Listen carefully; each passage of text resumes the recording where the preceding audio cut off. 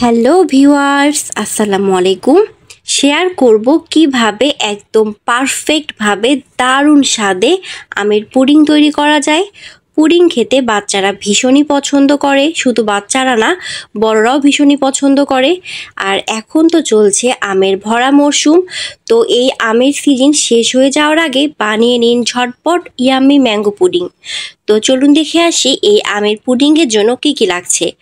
তো আমি নিয়েছি একদম পাকা মিষ্টি আম। এই পুডিং তৈরি করার জন্য একদমই পাকা মিষ্টি আম নিতে হবে। তো এই পুডিং বানানোর জন্য আমি নিয়েছি এখানে হিমসাগর আম। আপনারা চাইলে যে কোনো পাকা মিষ্টি আম নিতে পারেন। তো আমগুলোকে এভাবে একদম ছোট ছোট করে কেটে নিতে হবে। তো আমি আমের আটি থেকেও আমগুলো খুব ভালো মতো নিয়ে নিচ্ছি। তো এভাবে অফ ক্যামেরায় সবগুলো আম কেটে নিয়েছি। এই আমগুলোকে ব্লেন্ডারে ব্লেন্ড করে নিব।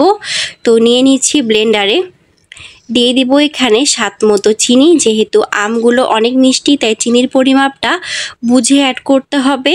সাথে নিয়ে নিব এখানে দুধ। তো আমি এখানে 3 কাপ দুধ জ্বালিয়ে 1 কাপ করে নিয়েছি। দুধটাকে খুব ভালো মতো ঠান্ডা করে তারপরে আমের সাথে অ্যাড করতে হবে, গরম দুধ দেয়া যাবে না। তো এখন এটাকে স্মুথ করে ব্লেন্ড করে নিব। তো ব্লেন্ড করা হয়ে গিয়েছে, এখানে কোনো দানা ভাব থাকলে চলবে না। তো এখন নিয়ে নেব ডিম। তো আমি পুডিংয়ের জন্য একটা ডিম নিচ্ছি। তো এই ডিমটাকে খুব ভালো মতো ফেটিয়ে নিতে হবে। ডিম ভালো মতো ফেটানোর এ পর্যায়ে অ্যাড করব আমদুধের মিশ্রণ। এই মিশ্রণটা ডিমের সাথে খুব ভালো মতো বিট করে নিব। তো পুডিংয়ের জন্য এই মিশ্রণ একদমই পারফেক্টভাবে রেডি। এখন রেডি করব ক্যারামেল। যে পাত্রে পুডিং সেট করব সেই পাত্রে ক্যারামেল তৈরি করব। দিয়ে দিচ্ছি 3 চামচ চিনি। ক্যারামেল তৈরির সময় চুলার হিট লো রেখে ক্যারামেল তৈরি করতে হবে, নাহলে ক্যারামেল পুড়ে যাবে। তো এ পর্যায়ে এটাকে নামিয়ে নিব। ক্যারামেল ঠান্ডা হয়ে খুব ভালো মতো সেট হয়ে এলে এখানে দিয়ে দিব আম, দুধ, ডিমের মিশ্রণ। তো এটাকে ছাঁকনির সাহায্যে ছেঁকে দিতে হবে।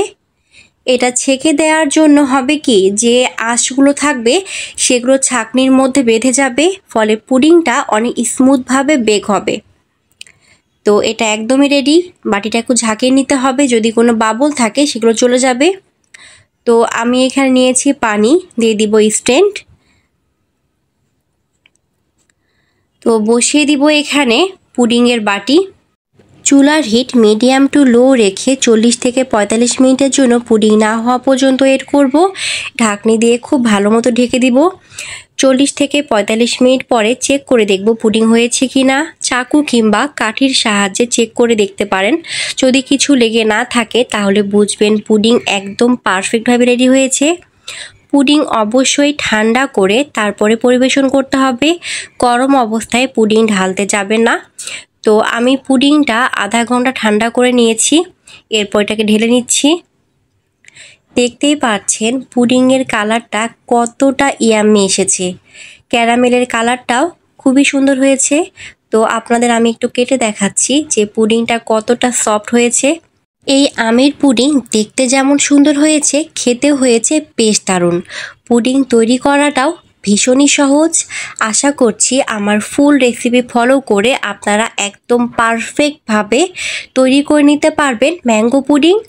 তো ভিউয়ার্স, আজকের রেসিপি কার কাছে কেমন লাগলো অবশ্যই তা কমেন্টে জানাবেন এবং অবশ্যই বাসায় ট্রাই করবেন। Thank you. Let's see the next video.